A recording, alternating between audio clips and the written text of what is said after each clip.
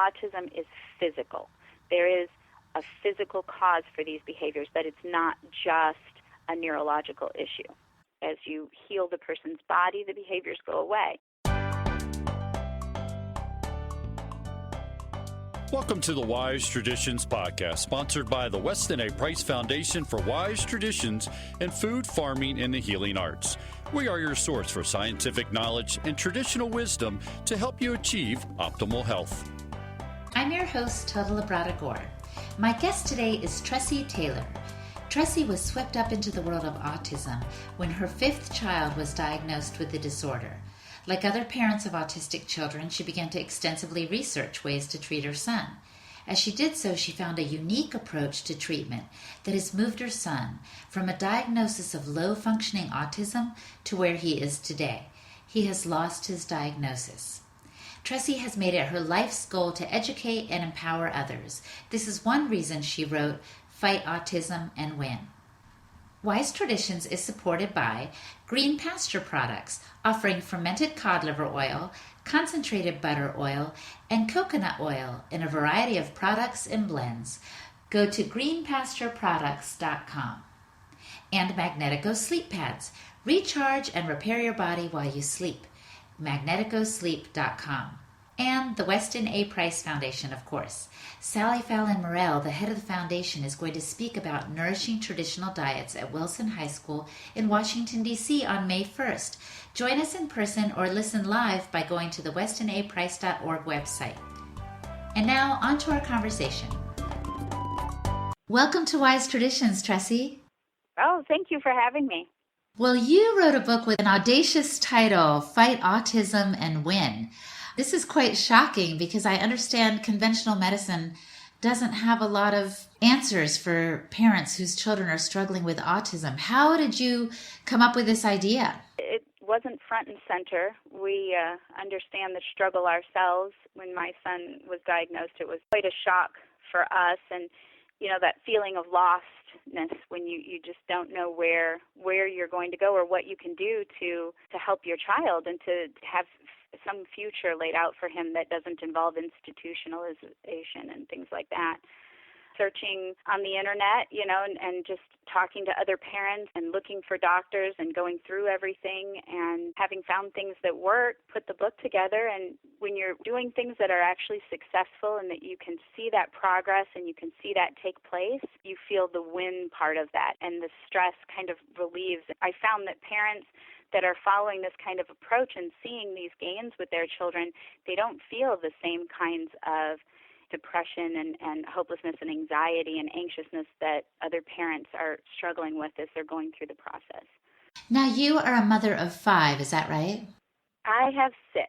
Oh, congratulations. Now, what number child struggles with autism or has struggled with autism? My 5th child is the one that received the diagnosis. So we were quite a ways into parenthood when we got our lovely kiddo. What's his name? His name is Omar. So how old was Omar when you received the diagnosis? When we got the formal diagnosis, he was about 2.5. We noticed things all along that were not quite right, not really on. Being a 5th child, you know, it wasn't our first time around the block. But until he got to the point where he really should have been using language appropriately and things like this, we just kind of chalked it up to developmental differences. Mm-hmm. And then I had a friend of ours from overseas actually contact my husband because she had issues with her son. And they had gone to France, and they just went into all kinds of medical things to try to figure out what was wrong, and they were told to look for ABA therapy in the U.S. Oh, you started searching on their behalf? On their behalf, yes, looking for ABA for their son here in the U.S. And what's that? Applied behavior analysis. It's a standard treatment that's been around for a long time for autistic children. Mm-hmm. And so searching for ABA and finding these things, I'm finding, autism. ABA is for autism, okay. And then you find a list of what is autism, and that's kind of when this light bulb, black light bulb, comes up, where it's, that's my son. Back then there were 12 kind of categories of things that you look for. My son hit 11 of those. Oh my goodness. Can you tell me what some of those markers were? Not having proper language, not having communication language, meltdowns, tantrums, difficulty with change. There's a lot of things like that. So you realized, oh my gosh, Omar has these markers, so I need to see what help I can get him. And so you started probably getting into it yourself, right? Right. It was kind of an overlap at that time. I had gone to the doctor. I said, something's not right. It's not just stubbornness. I told her, when a child throws a temper tantrum, it's because they want something. He just seems to be having a temper. It doesn't matter what I do, and, it's not right. And so she says, oh, everything's fine. She sets me up with the school district, and we're going through that process. But it was after our initial evaluations, but before we had the results, that I had found this list. So we knew something wasn't right. Mm-hmm. We just didn't really have a clue. Autism. I saw the movie Rain Man, Yeah. Yeah. That was all like your so experience. Many parents, it just isn't something front and center that we know anything about, No. So when I saw the list, and that was when it was very clear. And, of course I went to my husband, and he was in complete denial. And I said, just wait, just wait till they come. I'll guarantee you're going to hear this word. So I went on the search immediately. I didn't wait for that answer to come back to us, and we started finding diet and nutrition and, all these different things that might be able to help. And that was really kind of our jump into it right away. I just started right down that road. What can I do? What did the conventional doctors offer you in terms of therapies or helps for your son? Behavioral therapy is what's recommended. I see. We got the educational diagnosis, and then we got a medical diagnosis as well. And, at the end of that, we went and I got a whole packet, and he was diagnosed with low to moderate functioning autism. And it's behavioral therapies. Go to early intervention. We started going to school twice a week. I think we went once, and then they came to us once, and they did speech therapy and things like that. But Tressie, you weren't satisfied with the progress you saw him making? We started down a dietary natural therapy direction right away as well. I wasn't satisfied with the outcome that they were offering. Mm-hmm. Because I was researching online from the very beginning, I was finding a lot of things that seemed to promise something more than he'll be able to make it through school, which ABA is supposed to be the best therapy out there. It's the only proven method of recovering children or of something. I don't really know, because when you look at it, what it actually proves is that your child will be able to sit in their chair and listen to their teacher and tell you what they need to get their needs met. But it doesn't show that there's anything above and beyond that. When we think of things that affect our quality of life, we think of our interactions with people. We think of our social connectedness, our marriage, our family, our children, being successful at job, being able to take care of ourselves. And these aren't things that conventional medicine promises us. You wanted more for Omar than for him to be able to sit in his chair and listen to what the teacher was saying. Right. And how old is he now, by the way? He's 11. And I understand he's doing very well. He is. He's lost his diagnosis. We've had the gamut of tests ran a couple of different times, and at his last evaluation, they just couldn't find the autism. They said, we know it's there. We saw your testing, but he doesn't show up anywhere. Wow, that sounds like every parent's dream. So do tell me, what are some of the therapies that included this nutrition that you're talking about that really were effective for him? Well, I guess probably before we get into that, people need to understand that autism is, in fact, a label placed based on behaviors. It doesn't have any real, tangible thing that you can point at and say, yes, this is autism. It's not like a disease process that you can see. I understand. It's like I have a friend who has chronic fatigue, and a whole host of things come under that because they can't quite pinpoint what the problem is. It's the same way with autism, it sounds like you're saying. Exactly. They act like this, therefore they have autism. I see. But there's no discussion based on cause. People talk about genetics and things of that nature, but you can't really pinpoint it in such a way. So we have this list of behaviors, but when you look at it, there are other things that can cause this. There are physical things that can result in some of these behaviors. And so it's by addressing the physical needs of the child that some of these behaviors go away. Then you have to wonder, well, how genetic was that? Interesting. And so there's an organization, I don't know for sure what they're calling themselves at this point in time, but they are part of a movement under this we call it Biomedical Approach. It's the idea that autism is physical. There is a physical cause for these behaviors, that it's not just a neurological issue. I see. So, medical, which means it can be treated. As you heal the person's body, the behaviors go away. And so you start to wonder kind of what the triggers are. And if you look at some of the tables of mercury toxicity, you will find that in the medical textbooks there's a lot of overlap between what's known mercury toxicity and heavy metal toxicity results in versus what the new label of autism. So in other words, if you put the characteristics of autism side by side with the effects of mercury on people, there are a lot of similarities. Is that what I hear you saying? Exactly. Uh-huh. Okay. So you realized, okay, we need to address these physical needs. Wait a minute. How did your son get exposed to mercury? And see, that's something that's always kind of a backtracking thought process. I know that there's a lot of discussion about, do vaccines cause autism? Do environmental pollutants, are they part of this scenario? And so there's this umbrella of things that some people are looking into. Now, my son was actually never vaccinated. I'm not of the camp that believes that vaccines cause autism. Mm-hmm. However, I do believe that for a large percentage of our children, mercury and heavy metal toxicity are part of the triggers that cause the behaviors that have been labeled as autism. So however they got exposed to it, the point is exactly. They did. And vaccines happen to be a very big controllable factor in this. We can't necessarily control what's in our air.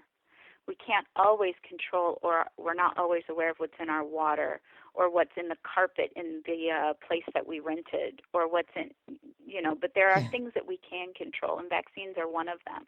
And so the heavy metals within those are undoubtedly a contributing factor for many children. For my son, I look at our background and I look at some of the things, and I feel like Tylenol was probably a contributing factor in his case. But at this point, that's just theory. Does Tylenol have mercury in it? Tylenol shuts down portions of the body's ability to detox mercury. Oh. It's part of the effect that it has on the liver.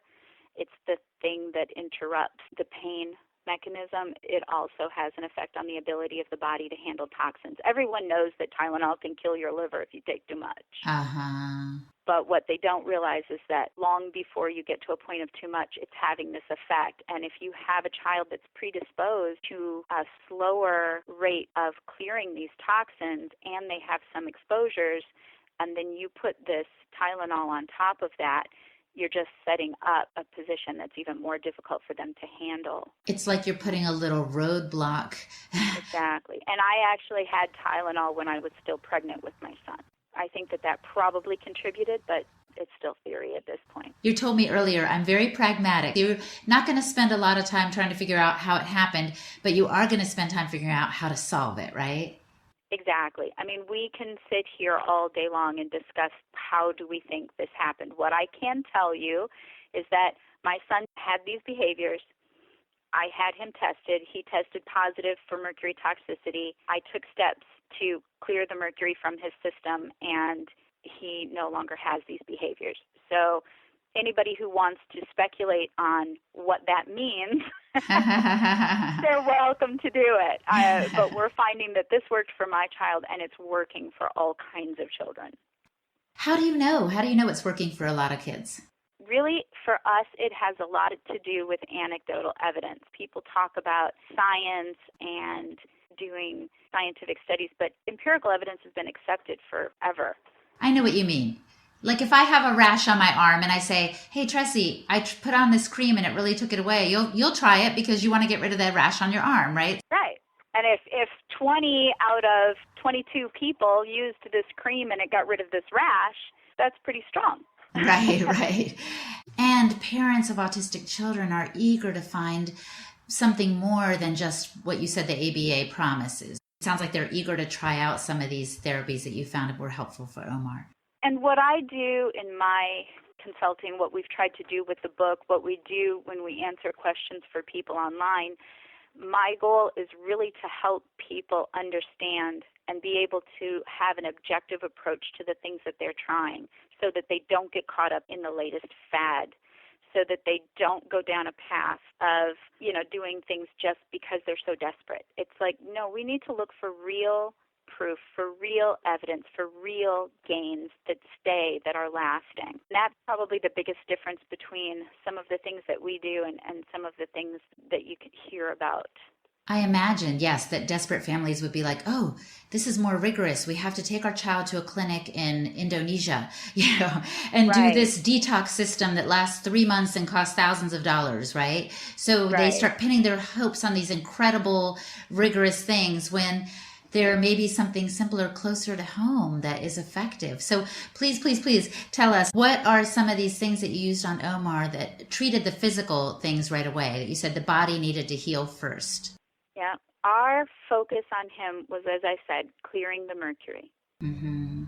And in order to do that, we used alpha-lipoic acid primarily, which is a natural substance that your body uses. It's absorbed into the cells and changed, and it actually binds to the mercury and pulls it out and helps clear the nervous system and the blood and all those good things. And so using a very specific protocol that keeps that really safe based on the half-life of that substance over time clears that out of their system. And as that happens, their body starts to respond. And so you will find a lot of parents that do, for example, gluten-free, casein-free diet. There's a lot of different dietary measures that people discuss. There's treating intestinal dysbiosis or candida in the gut. There's adrenal fatigue and being able to support the adrenal gland in handling the stresses and the environmental burdens. And all of those are what we call Band-Aids. Mm-hmm.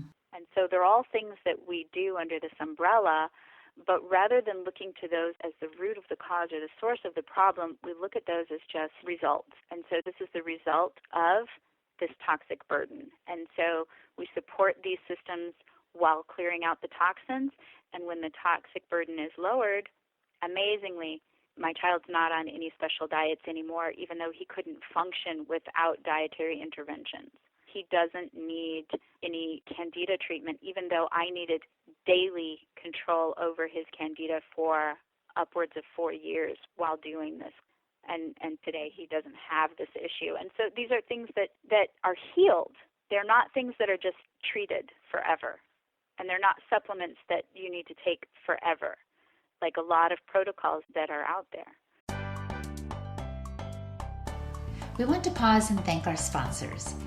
Green Pasture Products. Green Pasture Products produces fermented cod liver oil and concentrated butter oil in a variety of flavors in liquid gel and capsule form. They also offer organic virgin coconut oil, virgin coconut ghee, and a complete oil blend that includes all of the nourishing oils.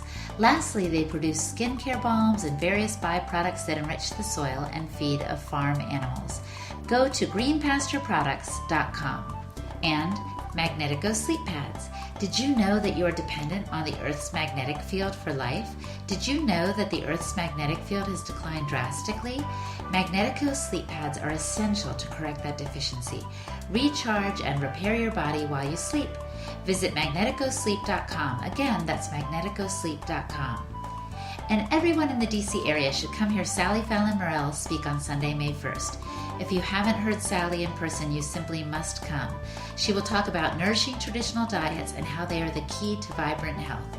All of the information is on our website, westinaprice.org, under events. Sally is even bringing farm food to sell, and there will be books and other resources. I'll be there too, so come on out and meet us in person. If you really can't make it though, tune in live via our website. And now back to the conversation. So I've heard of this ALA, that's the abbreviation for, say the name of that. Alpha-lipoic acid. Okay, you just keep saying that, I'll keep saying ALA.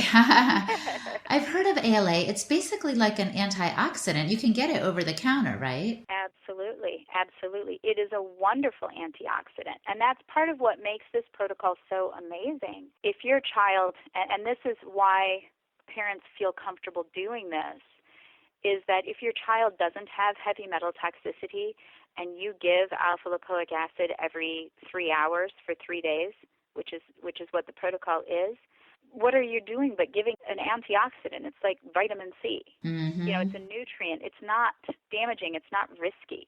But if you give this substance and you see that your child is benefiting, they're growing, their language is coming online, all these things are happening, where is the thing to stop you? What's the drawback? Where's the negative, Yes. Oh, Tressie, speaking of language, I know a lot of autistic children struggle with communication. You said that's a behavioral marker. What changes did you see in Omar's ability to communicate as you started using this chelation process to get the mercury out of his body? My son had words. He had a lot of words. He was what we call echolalic.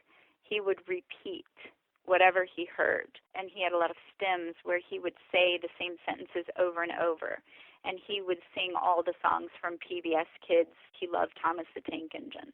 And so he had words almost nonstop, but he did not have one word to communicate anything to me. He had no word for mom, no word for his sisters, no word for milk. When he wanted something, he would just yell and scream and drag us into a room, and we had to start guessing until we would find it. And so lots and lots of words, but no communication. And when I started to clear the metals and I started to chelate him, his language started to come online. And it started by him using his script in ways that were appropriate to the conversation. And he would just take that script that he used to just repeat all day long, and now he would apply it. I can imagine, like if he's watching Thomas the Tank Engine and Thomas says, "Sir, I'm hungry," then he would come over and say, "Sir, I'm hungry," right? Exactly, and that would mean to get him something to eat. And then eventually he would start to play with those scripts, and instead of saying, for example, taking on your example, "Sir, I'm hungry," it would be, "Sir, I want sandwich."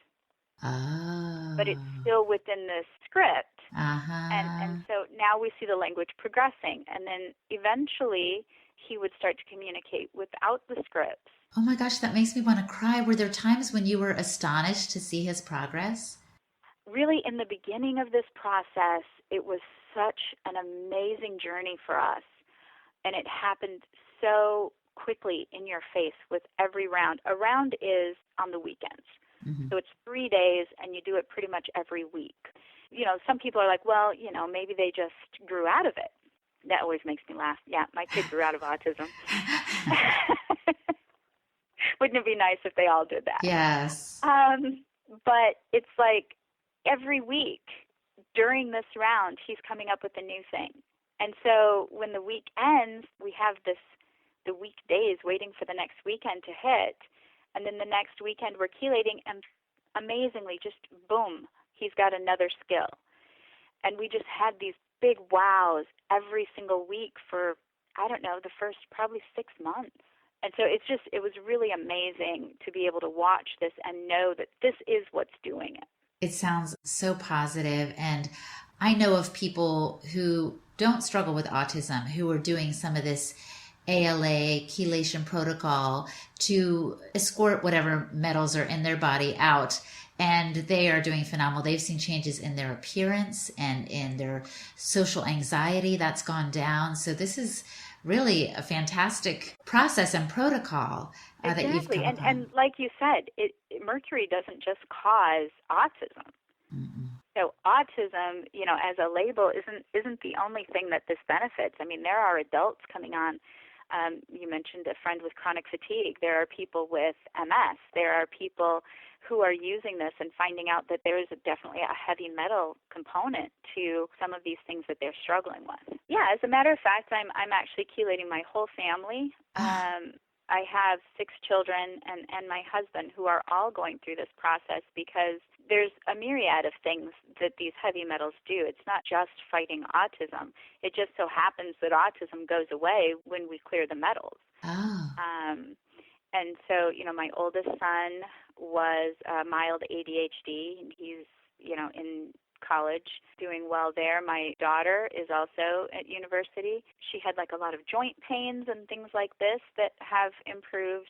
My youngest son, he was kind of an amazing story. His language was very delayed. He's an extremely social child, but at 2 years old, his language was really at the bottom of where it should be. And so, he was a very picky eater, and giving him zinc improved his appetite. There were clues that said that there might be something physical to this. And so I started chelating him, and on his very first round, he started asking that age-old question that children always do, what's this? What's this? Pointing, what's that? And it's like, oh, wait, I forgot children were supposed to do this. Oh. And so it's like, wow, look at this. So it's something that benefits people with all sorts of different issues that's not just solely related to autism. We talk about chelation, and I just want to address momentarily this word that seems to be very charged with a lot of misunderstanding. There's a lot of different ways to chelate. Chelation means to claw on and to then remove. And so, there's a lot of ways to approach chelation therapy to remove these heavy metals from the body, but each substance that you use to do that has a different kind of action, and each method that you use to do it has a different way, and they're incomparable. It's like saying eating broccoli is like eating ice cream. It's food, but they have completely different effects. And so what we do is we give this nutrient, and we give it according to its half-life. And that minimizes redistribution, and it makes it a very safe protocol. It doesn't get rid of minerals. It doesn't cause these kinds of stresses, and it's not related to some of the stories that others may have heard. And so, just to kind of clarify the difference between giving a nutrient in the proper way at low doses versus giving massively high doses of a substance that also pulls minerals and things out of the body. It's completely different.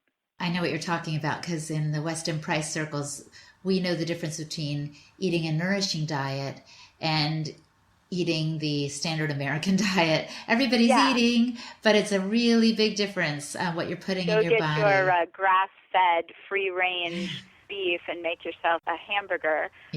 Put a little bit of ground up liver in there and enjoy, or go to a fast food place and purchase a nutrient deficient thing that looks like meat. Big difference. Well, Tressie, I am eager for people to learn more about your book and some of these protocols. Is there a website they can go to? Absolutely. They can go to www.detoxingkids.com. and they can find our book and resources and links to other helpful websites. Of course, I have a consulting site as well, Spectrum Recovery Consulting. They can visit that as well. So, Tressie, what is one thing that you would recommend the listener do to improve their health or the health of a child? Go back to basics. If you want to improve your health, don't turn toward chemicals to keep yourself safe. Turn toward traditional, nutrient-dense foods. Avoid things that haven't been out for at least 5 years when it comes to medical things, and mostly try to avoid chemicals, medications, prescriptions, synthetics. Look at the way your grandparents and great-grandparents and great-great-grandparents have lived and try to simplify. That's a beautiful note to end on. Thank you for your time today, Tressie. Thank you. Thanks for listening today. Wise Traditions is brought to you by the Weston A. Price Foundation for wise traditions in food, farming, and the healing arts. What do you think of today's topic? Shoot us an email at podcast@westonaprice.org and let us know. You can also find us on Facebook, Weston A. Price Foundation, and Twitter at Weston A. Price. For more information on today's subject and our guests, go to our website, westonaprice.org, and click on the word podcast.